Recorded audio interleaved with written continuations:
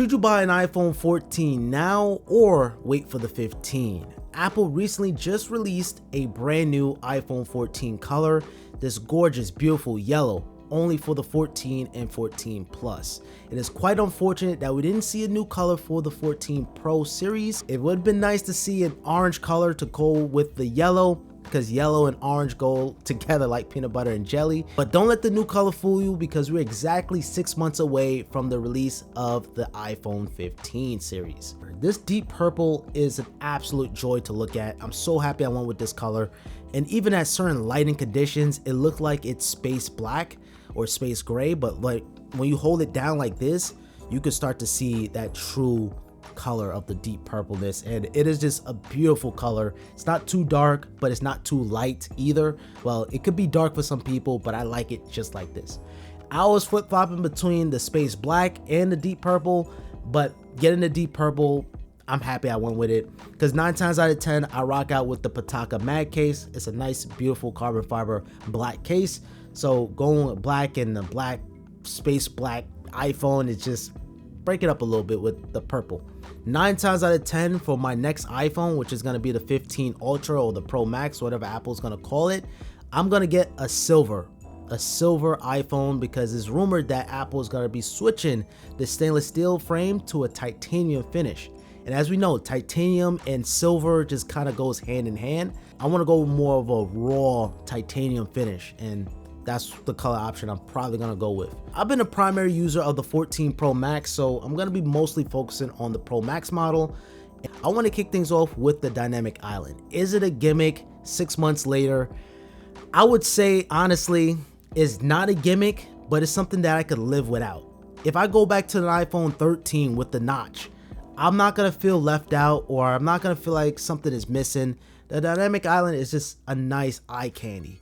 It's something that you can complete your tasks a little bit more quicker, because it's right there on the island, such as controlling your music, seeing a timer, or even seeing third-party apps. But Apple incorporated live activities, so necessarily you don't need dynamic island to accomplish to see a live action of your activities. But it's like little things, such as seeing your low battery around the island. You see your AirPods battery status, but I wish Apple would have added more to the dynamic island, such as adding in your notifications to the island, maybe put in some of your apps, your most used apps on the island, or even have quick actions, maybe some swipe gestures. And even seeing all the animations still amazes me to this day, especially that Face ID scanner one, incorporating software and hardware, and it just looks one-to-one. Cameras on the 14 Pro Max are absolutely incredible, especially if you're utilizing ProRes or ProRAW, utilizing that 48 megapixels. I would say bon appetit, because it's that good. Yes, this phone had a rocky start with the cameras where it was making noise and it was like a defect, but everything was ironed out with a software update. But I never had that problem with my model.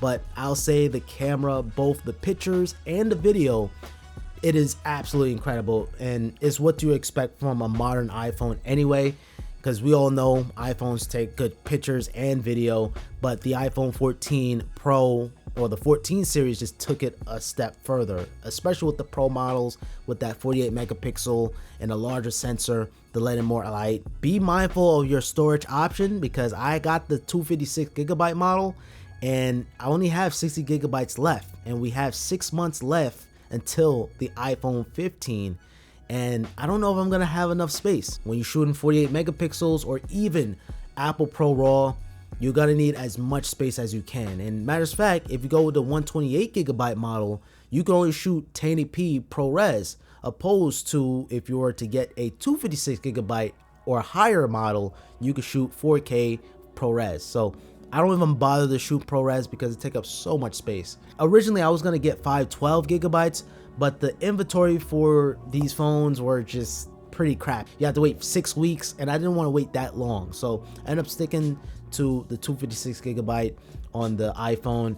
And I'm just a person that upgrade every single year anyway, so I just like, it don't matter. When I get the iPhone 15, I'm gonna keep my 14. Matter of fact, for crying out loud, I still have my 13. It's here somewhere, and I still use it.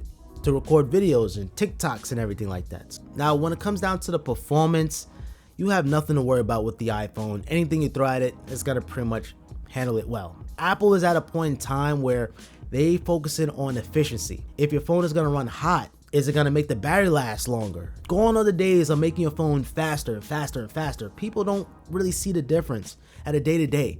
It's all about the efficiency. Performance, honestly, comparing it to the 13 and the 14, identical. When Apple put in ProMotion, it made the phone feel faster. Now, there were some reports that we were supposed to get ray tracing on the 14 Pro series, but that didn't make it to the cut because it didn't meet Apple's expectations. So maybe we might see that for the 15 or maybe for the 16. But when it comes down to battery life performance, unfortunately, Apple trunked the battery on the 14 series opposed to the 13. The battery is going to die a little bit faster. But yet again, going back to the efficiency of the A16 chip, it should bring the battery about the same. But I still say the 13 series lasts longer. I did a full-blown battery drain test on the 13s last year. Highly encourage you guys to watch that video and compare it to this year's battery drain test, because it is basically almost about the same. Now, this year it is rumored that Apple is going to increase the battery life performance, and of course we have the efficiency of the A17 chip, and even alongside with that, more efficient displays, so that's going to translate to better battery life. So if you're looking forward to get the best battery life on your iPhone, I highly recommend you guys wait for the iPhone 15, because it is looking like it's going to be really promising. I absolutely cannot wait to do a drain test on the iPhone 15 lineup. Low key, no I'm not. If you guys want to see that, make sure you guys subscribe with notifications on. And while you're at it, thumbs up on the video. If you're looking forward to charging your iPhone out in the go, I recommend the power banks from Shark. These are transparent battery banks. It's just something that I'd never seen before. People are gonna be looking, oh, what's this? It don't even look like a battery bank. It's just that cool. I did an entire day in the life with the iPhone 14 Pro Max, so you guys can get an idea on the battery performance there. All right, so now it's time to answer the million-dollar question. Should you buy the iPhone 14 series or should you wait for the iPhone 15?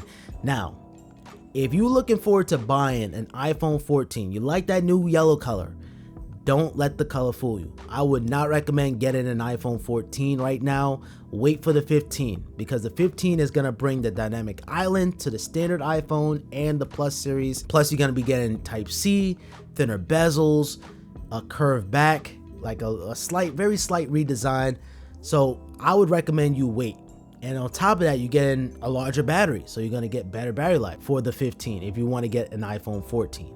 In terms of the 14 Pro series, I would kind of recommend getting the iPhone 14 Pro, unless you want the best battery life on an iPhone, or maybe you really want that titanium finish, you want the thinner bezels, but for the most part, it's pretty much going to be exactly the same. Basically, you have the same dynamic island, but you're just having a thinner bezel phone, you're having the solid state buttons, titanium finish, Type-C on the bottom, but it's not enough to upgrade. But of course, the latest and greatest is always going to be better. Now, if you're coming from an iPhone 12 or 13, those phones are still performing really good, so you may want to probably wait for the 16 at that point, but it all depends on your battery life. If your battery life is below 70%, I would say maybe it is time for you to upgrade. And especially the iPhone 12, that battery life was absolutely terrible. I did not like the battery life on the iPhone 12. The 13 improved it, and then here we are with the 14. They made the battery small again. So I don't know what Apple is making the battery smaller, then larger, then smaller and larger. It's like a little pattern going on now. In terms of the iPhone 11, I know a lot of you guys have an iPhone 11 right now. This is really targeted towards you. The iPhone 15 has your name written all over it. It is time to upgrade, because the iPhone 11 came out 4 years ago, which is crazy. This is an actual upgrade, actually. And anything below the iPhone 11, without a doubt, it is worth upgrading to the iPhone 15. I recommend you guys to wait until the iPhone 15. We're only 6 months away, so it would make sense to wait for the new iPhone. And even so, if you don't get the new iPhone, the iPhone 14 prices are going to go down. So check your local retailers, check eBay. If you're into that, you know, the price is going to go down. So you don't have to spend an arm and a leg now, unless you really need the phone. Your phone is cracked, maybe your phone battery died out, maybe upgrade to the iPhone 14, or you could just simply replace the battery and then get the iPhone 15, but you do you. But me, I'm waiting for the iPhone 15.